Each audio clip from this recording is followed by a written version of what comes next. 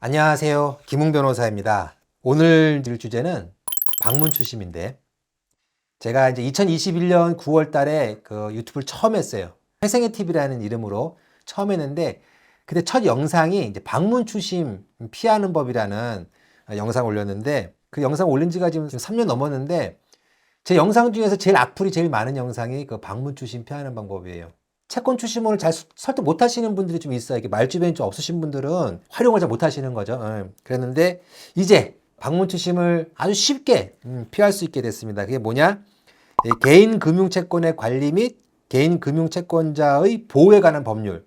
이게 이제 올해 10월부터 시행이 됐고 내년 1월까지 계도 기간인데, 이 법 때문에 방문 추심은 아주 쉽게 이제 막을 수 있는 길이 열렸습니다. 그래서 오늘은 그 얘기를 해드릴 거예요.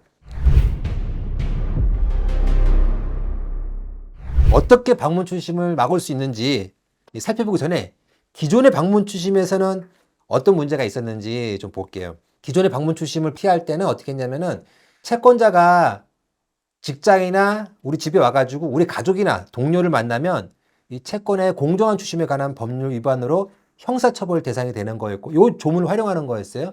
근데 이 채권자 와가지고 채무자를 만나는 거는 또 형사처벌 대상이 아니에요. 그러다 보니까 채권 추심원이 방문하겠다 그랬을 때 방문하지 마. 이럴 때 방문하게 되면은 우리 가족을 만나게 되고, 그렇게 되면 형사처벌 대상 이렇게 말하게 되면은 그 채권 추심은 가족 안 만나고 너를 만나러 갈 거야. 이런 식으로 대응을 하다든지, 혹은 금융감독원의 그 채권 추심 가이드라인이 있어요. 그 가이드라인에 보면은 원래는 이제 협의한 후에 방문하게 돼 있는데, 그 가이드라인에는 2번 거부하면 바로 방문할 수 있다. 또 이렇게 돼 있어요. 그러다 보니까 마치 방문 추심이 채권자 권리인 것처럼 채권 추심 가이드라인에 기재되어 있기 때문에 이 말주변이 좋은 채권 추심원과 그 설전을 벌이는 게 못하시는 분들이 있었던 거예요.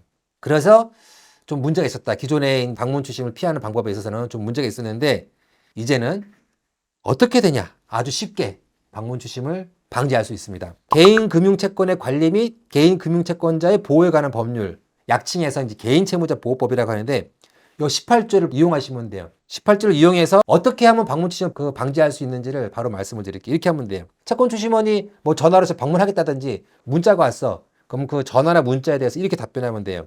개인채무자보호법 제18조 제1항 및 동법 시행령 제17조 제1항에 따라서 서초구 서초대로 325 홀리스타 빌딩 8층으로 방문하지 말 것을 요청합니다.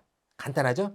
방문하면 안 되는 그 주소를 딱 지정한 다음에 요청합니다. 이렇게 하면 되는 거예요. 그러면은 방문하면 안 되는데 혹시나 이런 사람들이 있을 수 있어. 뭐라고 하냐? 이게 개인채무자보호법이 내년 1월 16일까지는 지금 계도기간이에요. 내년 1월 16일까지는 계도기간이니까 방문해도 괜찮다. 이렇게 말하는 추심원이 있을 수 있습니다. 그러면 이렇게 말하세요. 금융위원회가 내년 1월 16일까지 계도기간으로 지정한 건 맞다. 하지만 금융위원회는 그 계도기간 내에도 고의로 위반한 경우에는 제재할 수 있다고 발표했습니다. 고의로 위반한 경우.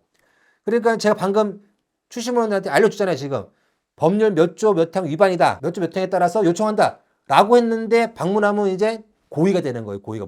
이런 게 없으면 몰랐어요. 이렇게 말하면 되는데, 우리가 알려줬잖아. 우리 처벌 대상에 대해 어떤 처벌이냐?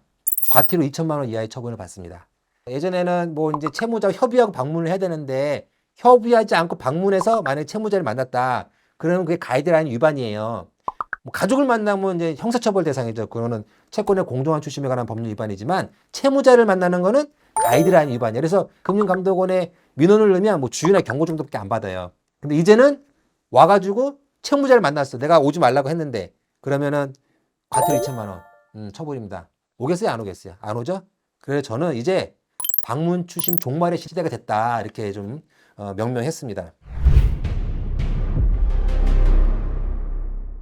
지금까지는 이제 간단하게 말씀드렸는데, 관련 법률을 이제 자세히 근거부 조항을 알고 계시면 좋아요. 근데 모르더라도 아까 제가 그 문장 말씀드렸잖아요. 그 문장 그대로 그냥 말씀하면 돼요. 그러고 오면 과태료 2천만 원 처분 대상이니까 바로 이제 금융감독원이 하면 처분합니다. 2천만 원을. 볼게요. 개인채무자보호법 제18조 어떻게 써 있냐?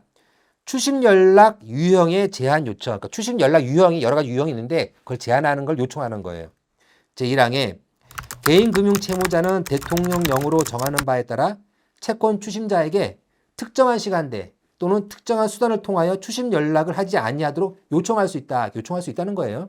제2항 제1항에 따른 요청을 받은 채권 추심자는 정당한 사유 없이 추심을 현저하게 지체하거나 방해할 목적이 있는 경우로서 대통령령으로 정하는 경우를 제외하고는 그 요청에 따라야 한다. 일반적인 채무자분들이 방문 추심 받기 싫어가지고 이렇게 요청하는 경우는 다 되는 겁니다. 근데 그 요청에 따라야 한다고 됐는데 그걸 위반하면 어떻게 되냐. 제52조 과태료 제3항. 다음 각 호의 어느 하나에 해당하는 자에게는 2천만 원 이하의 과태료를 부과한다. 제6호 제18조 2항을 위반하여, 즉 그 요청에 따라야 한다고 그랬잖아요. 18조 2항이. 근데 그걸 위반하여 개인 금융 채무자 요청에 따르지 아니한 자, 따르지 않고 방문한 자, 과태료 2천만 원이 되는 겁니다. 18조 1항에서 개인 금융 채무자는 대통령령으로 정하는 바에 따라서 채권 추심자에게 특정한 시간대 또는 특정한 수단을 통하여 추심 연락을 하지 않도록 요청할 수 있다고 했으니까 그 대통령령도 한번 살펴봐야겠죠? 그 대통령령 제17조 보겠습니다. 제17조 추심 연락 유형의 제한 요청. 개인 금융 채무자는 법 제18조 1항에 따라 채권 추심자에게 다음 각 호에 연락을 하지 않도록 요청할 수 있다. 그래서 각 호에 연락을 하지 않도록 요청할 수 있는데 1호, 2호가 있는데 1호 먼저 볼게요. 1호. 추심 연락을 받는 경우 일상적인 사회생활이 저해되는 시간대로서 일주일에 28시간의 범위에서 개인 금융 채무자가 지정하는 시간대에 이루어지는 추심 연락. 그러니까 1호는 그냥 어떤 시간대에는 총 일주일에 28시간 이내에 그 시간대는 뭐 아무것도 하지 마라. 연락하지 마라 할 수 있는 거예요. 본인이 뭐 이렇게 정해가지고 하면 돼요. 이렇게 꼼꼼하게. 일주일에 28시간이래. 그러면은 하루 4시간 정도. 7, 4, 28. 언제 오늘 4시간, 오늘 4시간, 오늘 4시간은 나한테 연락하지 마라. 이건 아주 일괄적으로 그렇게 요청할 수 있는 거예요. 일괄적으로. 근데 그 시간대 피해가지고 또 추심 연락할 수 있죠. 근데 그 시간대에서 피해서 추심하는 연락. 거기에 뭐냐 방문할 수 있는 거잖아요. 그 2호에 또 있어요. 이제 2호에 뭐라고 되어 있냐. 다음 강목의 수단 중에서 개인 금융채무자 지정하는 수단을 통한 추심 연락. 강목이 뭐라고 써 있냐면 강목에 개인 금융채무자가 지정하는 주소로 방문 써 있으니까 내가 금융채무자가 어느 주소로 방문하지 마라 라고 방문 못하는 겁니다. 나목 개인 금융채무자 지정하는 전화번호로 전화. 어떤 전화번호로 전화하지 마라? 전화 못하는 거예요. 다목 개인 금융채무자 지정하는 전화번호로 문자 전송. 어떤 전화번호로 문자를 보내지 마라. 문자 못 보내는 거고.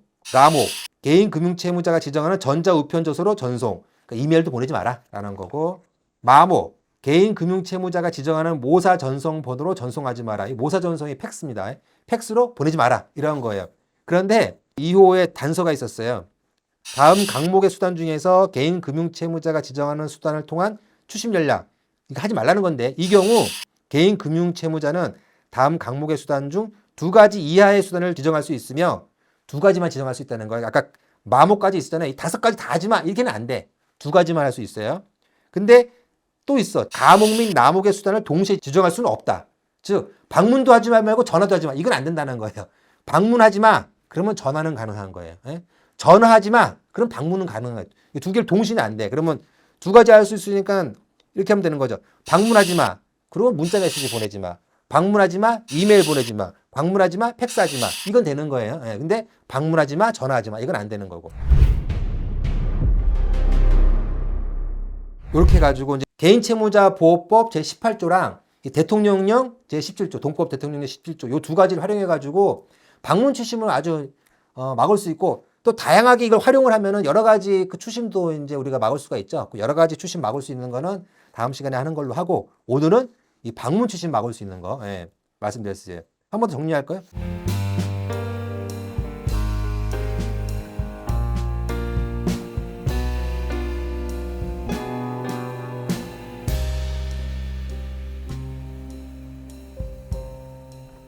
이거 기존과 달라지는 거는 그 채무자 만나는 게 달라지는 거예요. 채무자를 만나도 가도 된다는 거예요. 근데 가족을 만났어. 채권의 공정한 추심에 관한 법률에 따라 가지고 예전처럼 형사처벌 대상입니다. 그러니까 공정한 채권 추심법 그거는 유지가 되는 거고 이제 와가지고 채무자 만나는 거. 옛날에는 경고나 주의를 겨쳤던 게 이제는 과태료 처벌을 받는다는 겁니다. 네. 자, 오늘 몇 가지 준비했고요. 모쪼록 방문 추심을 원하지 않는 분들은 이 개인 채무자 보호법으로 방문 추심으로부터 완전히 벗어나길 바랍니다. 네, 감사합니다. 지금까지 내 친구 김웅 변호사입니다.